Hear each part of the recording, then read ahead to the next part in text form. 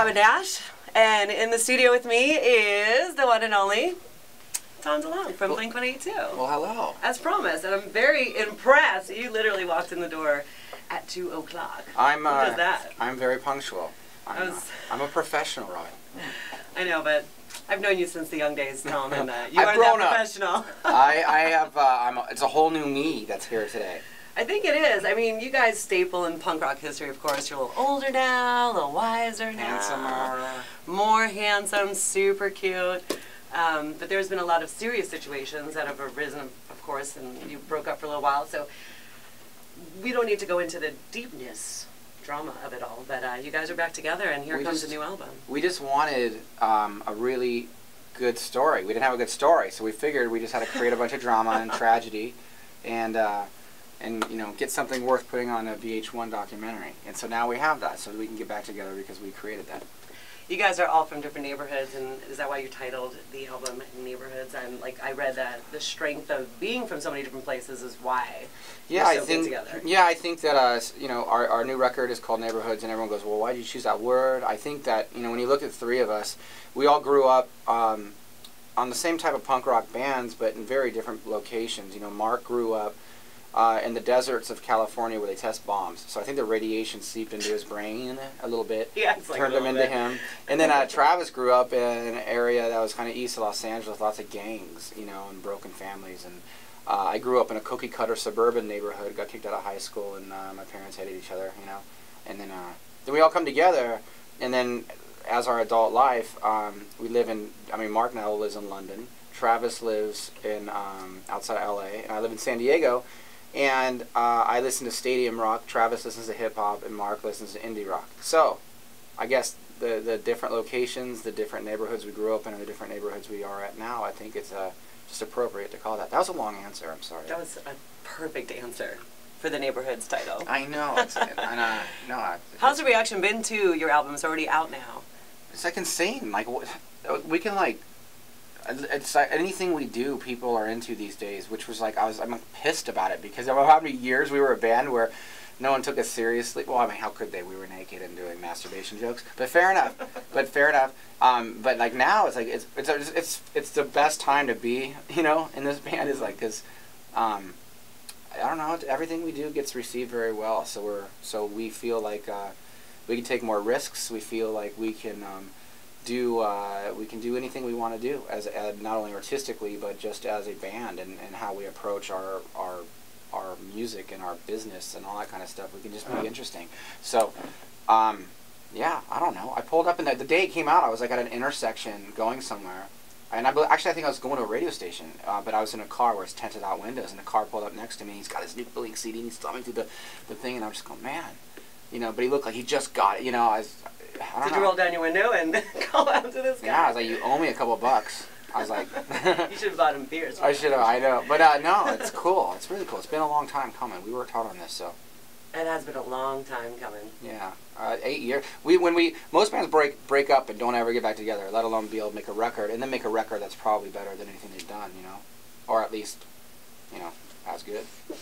What about on stage, your stage presence? I mean, tonight, Blink-182 headlining the Fall Frenzy at the Tempe Beach Park. So is it your still crazy old, you know, erratic ways on stage? Or? I got to tell you, we were laughing. I was wasted last night's show, right? I think I downed a whole bottle of wine. Mark was completely plastered. And we're after the show. We were almost in tears laughing because we were playing in Albuquerque and it was really dry. And so I said this, this is so bad. I won't say any bad words, but I literally say, he goes, my lips are really dry. And I said, well, and this is on stage, and I go, well, then you should just take your mom's legs and move them apart and just, like, what, oh, I can't even tell you the next part that he said back to me. Okay, never mind. We could say it in front of 15,000 people, we can't say it on the radio. But in any case, it was a really disgusting oral sex joke that went back and forth between our moms.